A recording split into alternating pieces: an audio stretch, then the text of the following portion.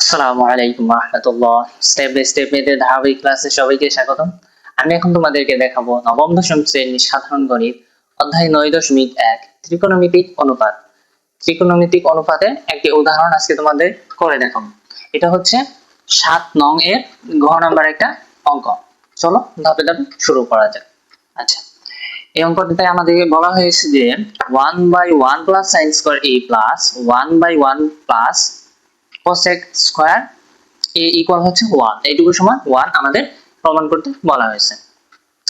এইটুকু প্রমাণ করার জন্য আমাদের একটা সূত্র জানা থাকতে হবে, সেটা হচ্ছে কি, সেটা হচ্ছে যে 1 by sine square a equal হচ্ছে কি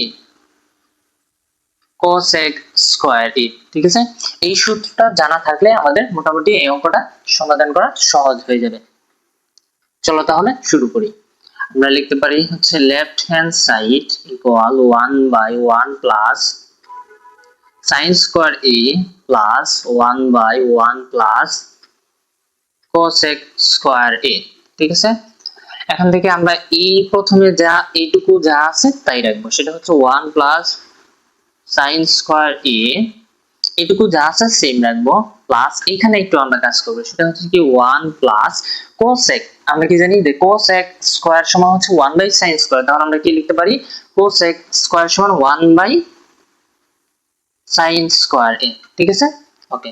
এরপর দেখো এইটুকু যা আছে তাই রাখবো, 1 plus sin square a plus 1 by, এখন দেখো এইটুকু কি আছে, দেখো তো এইটুকু ভগ্নাংশের যোগ আছে, তাহলে কি হবে লসাগু হবে। লসাগু হলে কি হবে sin square a। sin square a যদি লসাগু হয়, এখন কি হবে এই sin স্কয়ার কে এখানে নিচে মনে মনে 1 আছে, 1 দ্বারা ভাগ করলে কি হবে sin স্কয়ারই হবে।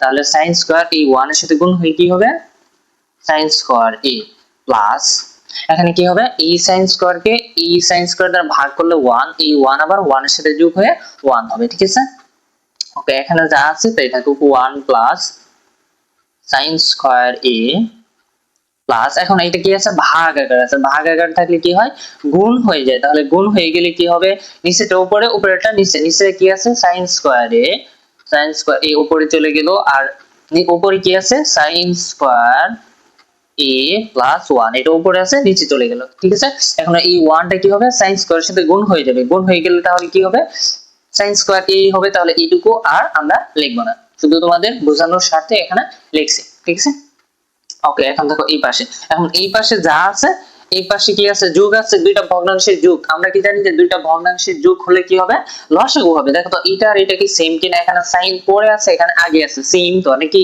হ্যাঁ, তাহলে 1 প্লাস sin স্কয়ার আমরা লসাগু নিব, 1 প্লাস sin স্কয়ার a হচ্ছে লসাগু। লসাগু তাহলে লসাগুর কাজ কি জানি আমরা, এই লসাগুকে কি করতে হবে এই ভগ্নাংশে হর দ্বারা ভাগ করতে হবে।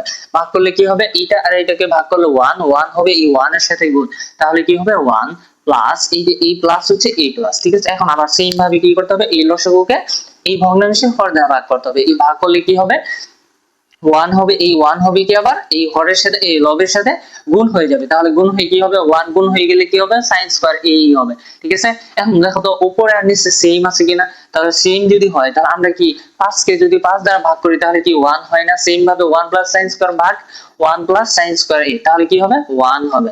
ঠিক আছে, আমাদের এখানে বলা হয়েছে কি এইটুকু সমান 1।